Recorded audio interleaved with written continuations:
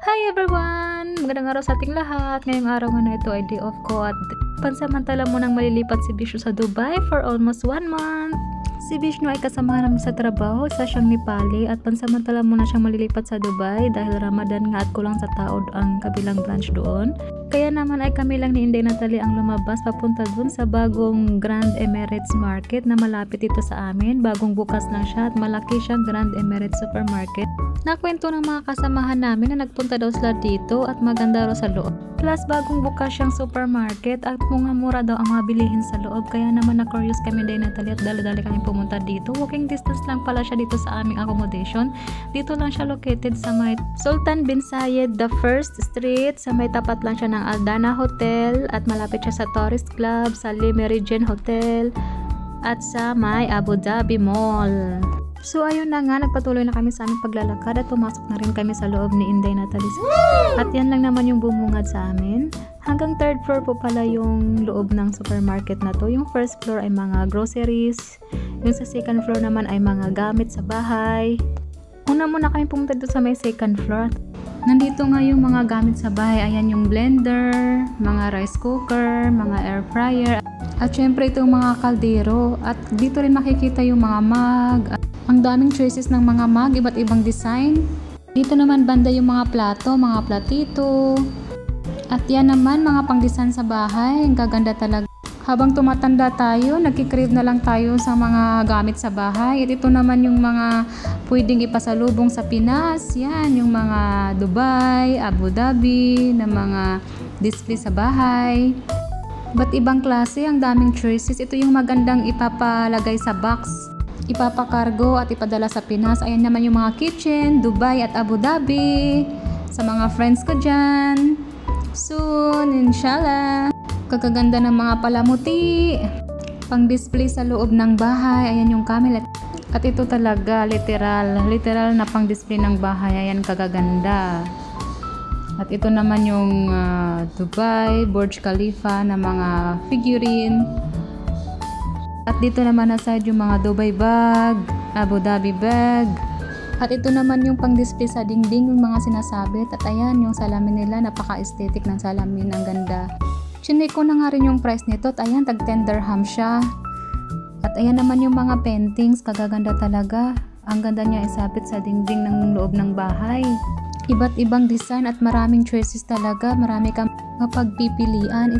Iba't ibang klase at design ng vase, mga orasan, at mga relo nila. Ayan napaka-aesthetic ng design ng orasan at mga mirror nila dito. Sa kabilang side naman kami pumunta at dito makikita yung mga gamit sa bahay. Naghahanap kami ng mura lang at affordable lang at talaga yung gamit na magagamit talaga namin. At ito na nga, sa kakaikot-ikot namin ni Inday, nakita na namin yung hinahanap namin. Ito na nga yung shurak, ayan. Tag 9 dirhams lang pala to, tig-isa kami ni Inday, kumuha kami tig-isa sa amin. Pagkatapos naman ay umakyat kami dun papunta sa 3rd floor. At ayan po ang bumungad sa amin. Nandyan po yung mga bag at mga sunglasses. Nagsukat na nga rin ako nitong sunglasses. Tinignan ko kung anong bagay sa akin. Dito na nga ako natagalan sa pagsusukat ng sunglasses. Halos yata ng sunglasses ay sinukat ko na. Summer na at nararamdaman ko na yung init at kailangan talaga namin bumili ng sunglasses pang protection sa mata. Iniwan na nga ako ni Indet, pumunta na siya sa ibang pwesto naman at ako naman ay nagsukat-sukat at di na talaga ako natinag dito sa salaminan. May malalaking salamin na para sa mata at meron namang mga maliliit, pero gusto ko yung hindi masyadong nalapad yung ilong ko pag sinuot ko yung salamin. So ayan na nga at napunta naman ako dito sa mga damitan at hindi ko nang pigilang magsukat. Kaganda nitong yellow na to at itong orange na to. Ang ganda ng fit niya sa katawan ko. Mahilig ako sa mga loose na katulad ng ganito. Itong last naman na sinukat ko ay kulay beige at ang ganda rin niya. Ang ganda ng fit niya. Sunod nga bumaba na kami sa pinakababa at yan, nakasil yung olive oil nila at kumuha na nga rin ako ng isa. Dito naman banda makikita ang mga chocolates, iba't ibang klase ng chocolates. Ayan, mga candies. At inikot ko pa nga itong loob ng grocery. Nanap ko kung saan banda yung mga prutas at gulay at ito na nga, dito na nga ako papunta sa mga prutas. Nakita ko na. Una kong pinuntahan itong orange. Kumuha na nga rin ako dito ng orange. Sabay kuha na nga rin ng plastic para ilagay doon yung orange. Pero itong nakuha kong plastic ay butas pala. Yan, nung binlagay ko na yung orange ay dumiretso at nahulog nga yung orange. Ayan, pinulot ko pa dali-dali. Sunod naman akong kumuha ng isa pang plastic pero nahirapan ako kasi may tape. na nakaharang sa plastic. Talagang pinahirapan ako ng plastic na to So ayan, nakita nyo pa yung malaki kong tiyan dyan.